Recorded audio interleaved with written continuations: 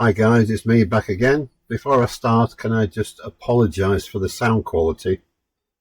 I'm having to use the microphone on my laptop at the moment because my nice shiny expensive microphone, when I put that on, I'm getting a buzzing sound on it, and I tried yesterday and today to filter that out, but it won't filter out for some reason, so I'm going to go with this. I also tried using ones in my headphones, which I can't get to connect for some reason, and then also some earbuds, and that was even worse, so I'm going with this. It's about the best sound quality I can get. Right, anyway, before I go any further, covering a couple of stories today. The first one is a terror attack that the FBI have designated as a terrorist attack that took place in Colorado, and it's disgusting. 8 people have been injured and burnt. At the moment, the guy who's a Egyptian national, illegal alien, is being charged with 8 different offences so far, including attempted murder. And at the moment, as of now, this moment of making this video, no one has died, but a woman is very badly injured, including a Holocaust survivor. It's classed as a terror attack because the guy was shouting "Free Palestine," and this is reminiscent of what happened a couple of weeks ago with the couple that were gunned down, and the woman was actually executed because she was crawling away after she'd been shot, and she was executed by the guy there who did the same thing. Another illegal alien, and shouting "Free Palestine," and he, as if he wanted to be caught, which I don't know if he wanted to be a martyr. If you've been watching the uproar over Luigi Mangione, is his name, the cowardly guy who shot the CEO in the back, and then he's being lauded as a hero by some, which is absolutely disgusting, and has already raised over $1 million on a GoFundMe account for his defence. And very much like Ted Bundy, when everybody was fawning over him, all these women fawning over him. Absolutely ridiculous. Anyway, I'm going to show you some footage of this, and then we're going to have a look at see who the real villains are in Palestine. So let's do this. In the picturesque town of Boulder, along the city's iconic Pearl Street walking mall, officers rushing in to get to victims who were being set on fire. There's multiple mixed reports about if people are on fire now. We're getting lots of 911 calls. Witnesses say the attacker shouted "Free Palestine" while using a homemade blowtorch and Molotov cocktail-type devices to attack a group taking part in a pro-Israel march, something the group often did on Pearl Street. He had 3 Molotov cocktails. One of them he threw inside of a group. At the group, and one lady lit on fire from head to toe. Today, this man, 45-year-old Mohammed Solomon, is under arrest accused of attacking the 8 injured victims, burning them, leaving one critically injured. The victims range in age from 52 to 88 years old. One is a Holocaust survivor. A Department of Homeland Security official posting on X, Solomon is illegally in the country. I've never seen anything like this before in my entire life. It was absolutely gruesome. The FBI now calling this a targeted terror attack. It is clear that this is a targeted act of violence, and the FBI is investigating this as an act of terrorism. Overnight, the FBI descended on a home in the Colorado Springs area, confirming agents are looking for evidence in the case. The pro-Israel group called Run for Their Lives had been holding the marches here weekly. Please see fire under the legs of your friends in your community. You want to help them. And then this is when we all retreated and realized that he doesn't care. He's there to harm as much as possible. Formal charges are expected to come soon and will include attempted murder and possibly federal terrorism counts. Alex Stone, ABC News, Boulder, Colorado. Like I said, absolutely disgusting. Yeah, the real villains in Palestine, that they're all shouting to, "Free Palestine," and condemning the Israelis for attacking the Gaza Strip. What they're actually after is Hamas. It's not the Palestinians they're after. The Palestinians are getting caught up in it because Hamas are hiding within the civilian ranks and hospitals and places like that. And they've got to take out the leadership somehow. They've got to destroy Hamas. Because even the Gazans, the Palestinians themselves, do not like Hamas. Right? They are stopping them getting aid. All aid was paused for a while. But the Americans, with the help of the Israelis, have managed to get some aid into Gaza against the wishes of the UN, because the UN, for some reason, are siding on Hamas's side, which is ridiculous. But Hamas were just taking all the aid and then leaving the Gazans absolutely starving. But we'll hear from that now. And you'll also see some ridiculous comments by people. Well, one woman in particular. I'll show you that whole clip and I'll leave it for you to decide what's real and what isn't. Gazans love Donald Trump. Yet new footage straight from the war zone in Gaza shows crowds of men chanting and cheering Donald Trump and America's name after they received desperately needed aid relief from a US and Israel-backed aid center. Thank you, America!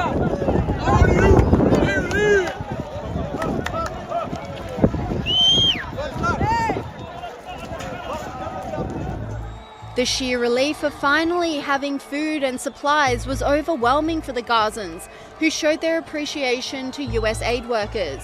And to add even more desperation to the situation, Daily Wire journalist Cassie Akiva said, "A source at one of the Gaza distribution sites tells me that Hamas set up a roadblock to prevent Gazans from getting aid. They broke through it and were shouting, 'Thank you, America,' upon reaching the site." And the gratitude was felt again with this group.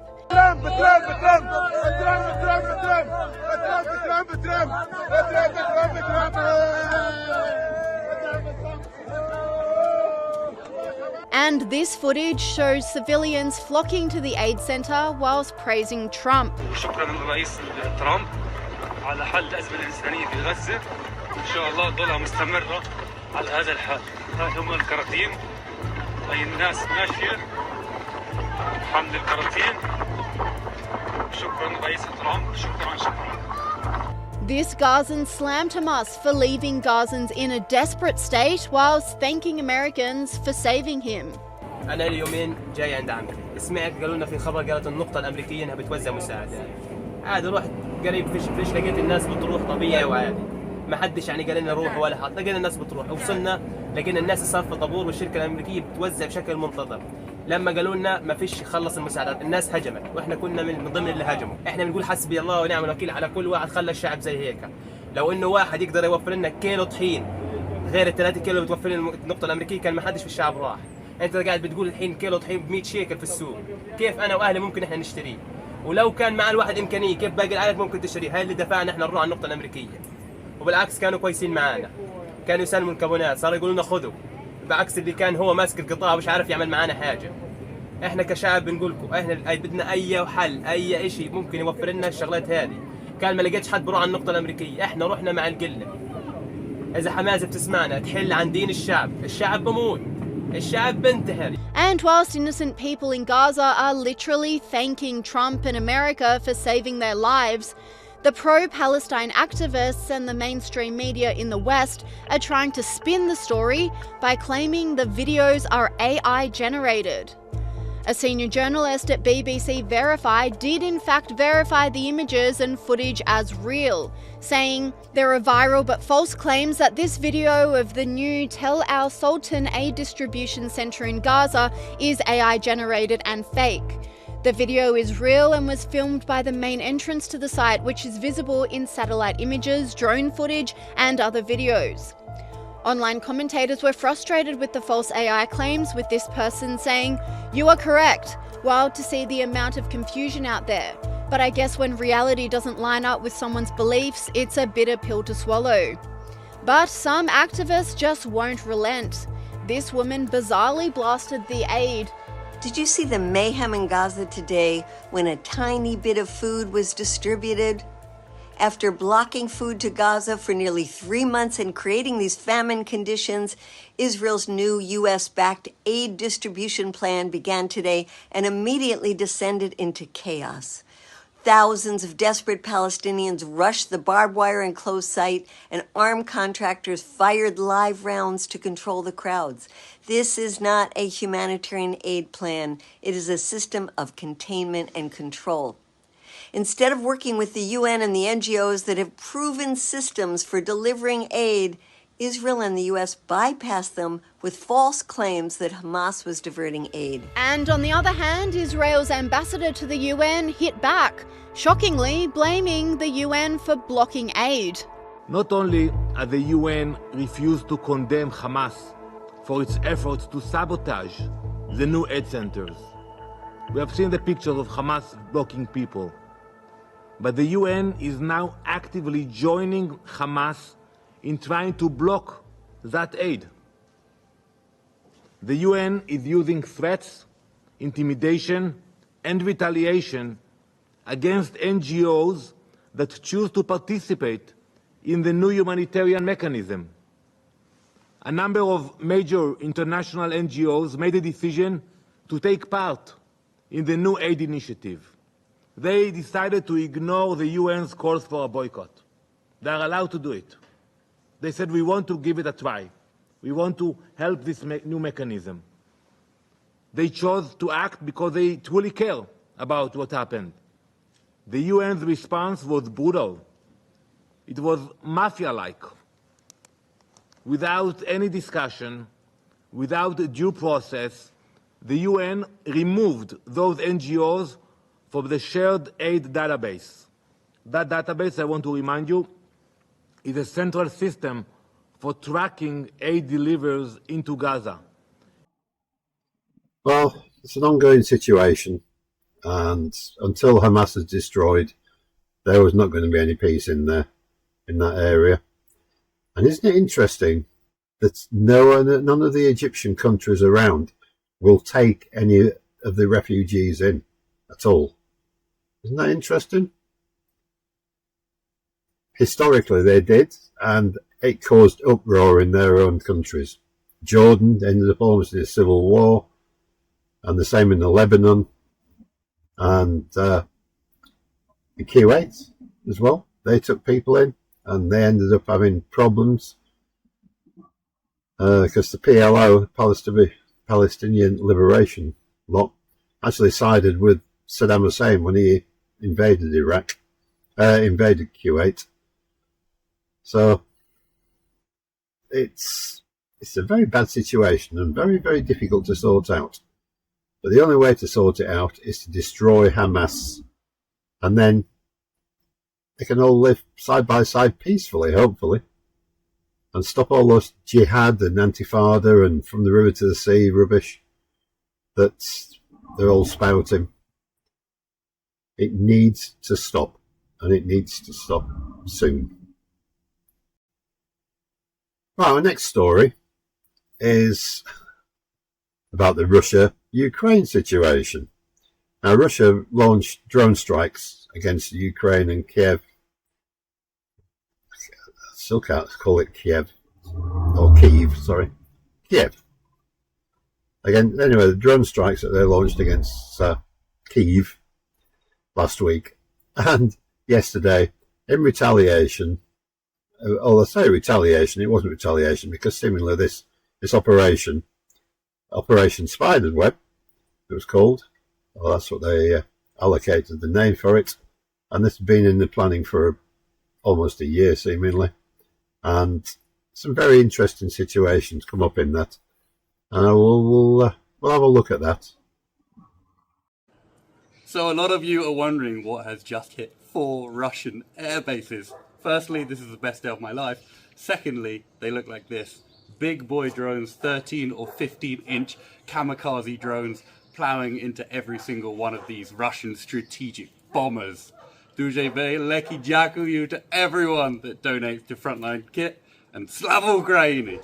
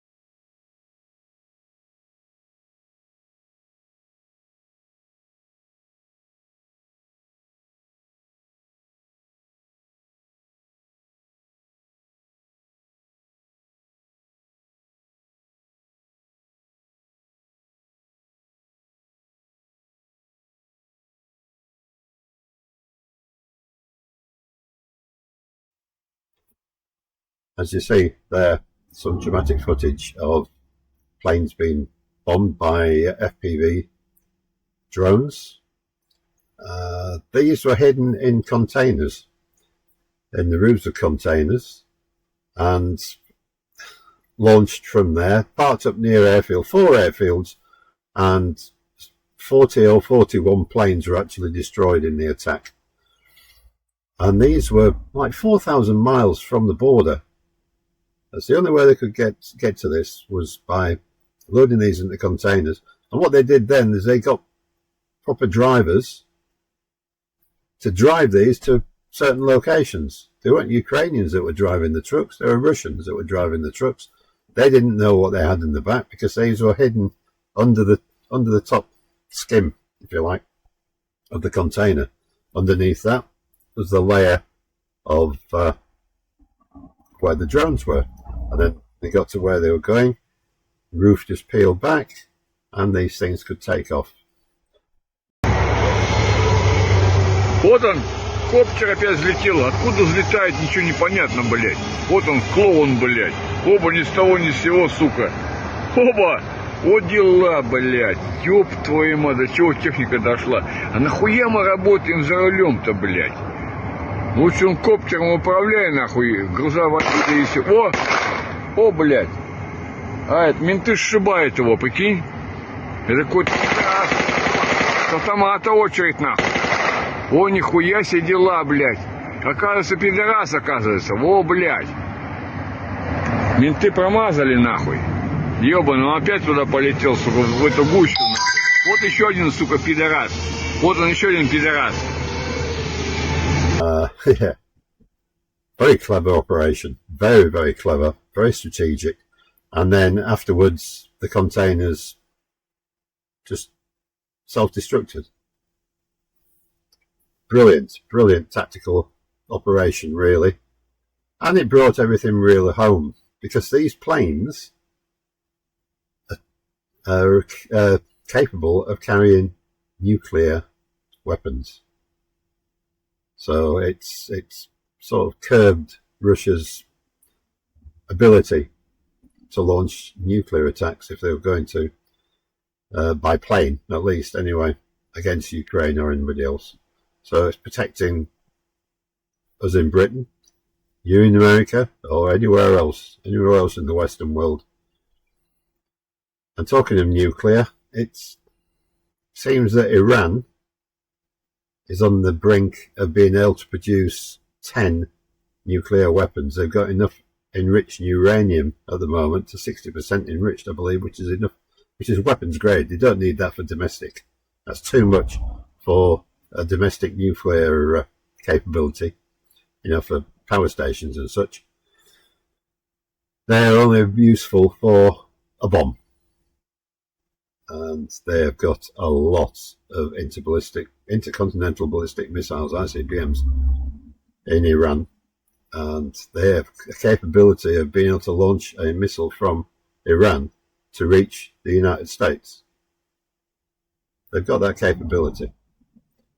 So it is vital that they do not have nuclear weapons. They are not allowed to have nuclear weapons, because they are the type of people, of the leadership at least. Iranians are nice people. It's the leadership. It's always the leadership. It's like the Gazans, the Palestinians. Nice people in the main. There are bad lots everywhere, but nice in the main. But their leadership are destructive, terrible, converting people into, indoctrinating into being suicide bombers and such. It's disgusting, disgusting. But yeah, got to stop Iran. Got to stop Iran. Nothing much else to say on that. Well, I'll leave it there for today, and I'll see you on the flip side. Bye.